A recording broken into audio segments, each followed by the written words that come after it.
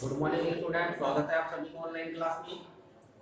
देखिए आज का टॉपिक है हमारा पॉइंट और द होप। तो होप का अर्थ क्या होता है? होप का अर्थ होता है आशा। क्लियर? होप का अर्थ होता है आशा या अभिलाषा। ठीक है, अब देखिए हम पढ़ेंगे सबसे पहले इसमें पहला stanza. The hope is given different name, अर्थात होप यानी कि अभिलाषा को इज गिवन गिवन दिए गए हैं डिफरेंट। डिफरेंट का अर्थ होता है विभिन्न। क्या होता है? विभिन्न। डिफरेंट का अर्थ होता है विभिन्न। नेम्स, नेम्स यानी कि क्या दिए गए? नाम दिए गए हैं।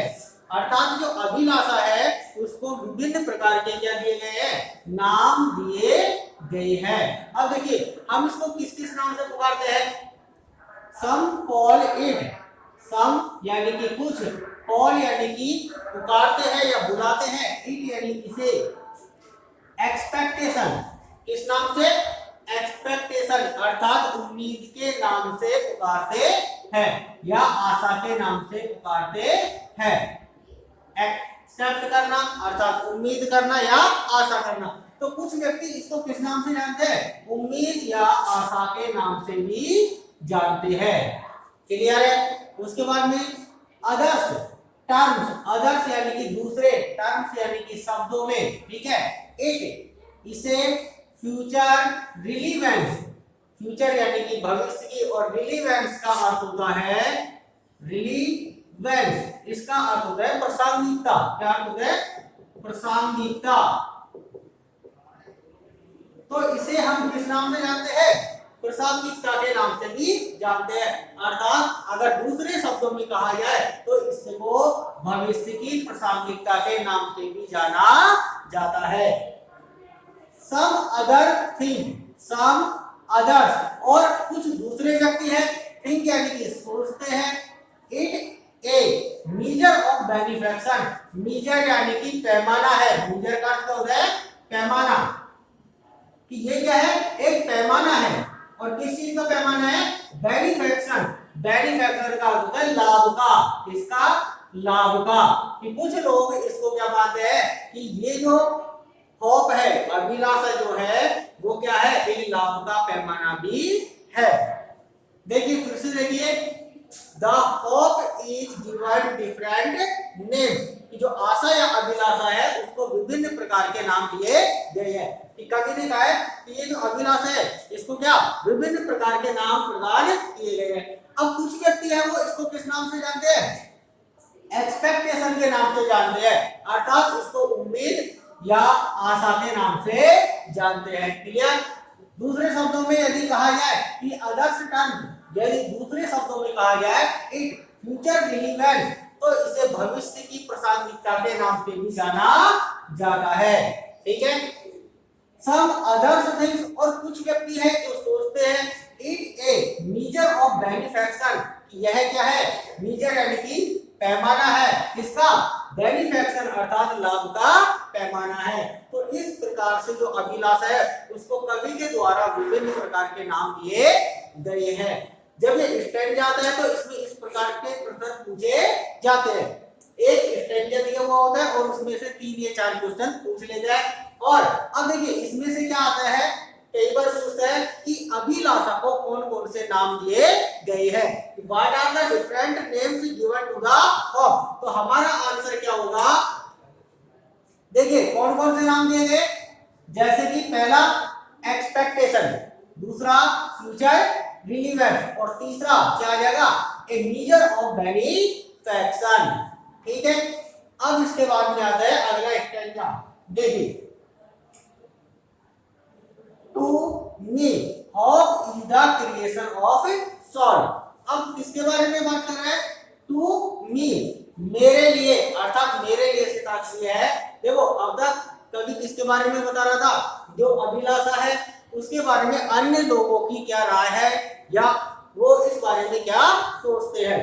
अब ये कह रहा है कि टू मी अर्थात मेरे लिए hope is the creation of soul, जो अभिलाषा है वो क्या है? क्रिएशन। क्रिएशन का अर्थ होता है निर्माण करने वाली। क्या अर्थ होता है? निर्माण करने वाली। क्लियर? ऑफ सोल, सोल यानी कि किसका? आत्मा का। कि जो अभिलाषा है वो क्या है? आत्मा का निर्माण करने वाली है। ये ऐसी जो राय है वो किसकी है? कवि की राय है। क्योंकि यहाँ पे देखो कवि कह रहे हैं इसका कि टू मी, मेरे लिए, द होप इन, जो अभिलाषा है, द क्रिएशन ऑफ सोल, आत्मा का निर्माण करने वाली है। That makes us feel pleasure some, कि दैट यानी कि जो कि, मेक्स बनाती है, अस यानी हमें, फील यानी कि अनुभव कराती है, जो हमें अनुभव कराती है इसका प्लेजर सम। देखिए प्लेजर सम इसका अर्थ होता है किस, क्या होता है? प्रसन्नता का। क्या होता है? प्रसन्नता का। कि जो अभिलाषा है वो हमें किसका अनुभव कराती है? प्रसन्नता का अनुभव कराती है। एंड लीप, लीप का अर्थ होता है भर देती है। विद एंथुसियाज्म एंड ग्लो, कि हमें किससे भर देती है? एंड लीप यानी कि भर देती है, with enthusiasm and glow, enthusiasm का अर्थ होता है उत्साह से। क्या अर्थ होता है? उत्साह से, कि हमें यह उत्साह से भर देती है। एंड ग्लो, ग्लो का अर्थ होता है चमक से भर देती है। कि ये जो अभिलाषा है इसी के कारण हम क्या हो जाता है? हम उत्साह से भर जाते हैं और हमारे जो चेहरा है या हमारे जो मन है उसमें क्या एक प्रकार की चमक दिखाई देती है। इन पास्ट, पास्ट यानी कि भूतकाल में। अब देखिए ये बीते हुए समय के बारे में बात कर रहे हैं। क्या कह रहे हैं? इन पास्ट, की भूतकाल के समय में वी हैव सर्वाइव्ड, सर्वाइव्ड का अर्थ होता है जीवन यापन करना, जीवन यापन करना। क्लियर? और हाउ, इन पास्ट भूतकाल के समय में वी हैव सर्वाइव्ड, हम जीवन यापन किया करते थे। और हाउ किसके भरोसे? अभिलाषा के भरोसे ही जीवन यापन किया करते थे। क्लियर? एक बार फिर से देखिए स्टेंजा को। टू मी, अब कभी बात कर रहे हैं खुद के बारे में कि टू मी, कि मेरे लिए, होप, होप यानी कि अभिलाषा, is the creation of soul, किसका निर्माण करने वाली है? आत्मा का निर्माण करने वाली है। That makes us feel pleasure some, जो हमें प्रसन्नता का अनुभव कराती है। And live with enthusiasm and glow, और यह हमको उत्साह और चमक से भर देती है। इन पास्ट भूतकाल के समय में वी हैव सर्वाइव्ड, हम जीवन यापन किया करते थे। ऑन होप, इसके भरोसे, अभिलाषा के भरोसे। क्लियर? इसके बाद में अगला स्टेंजा अगले वीडियो में पढ़ेंगे। थैंक्स।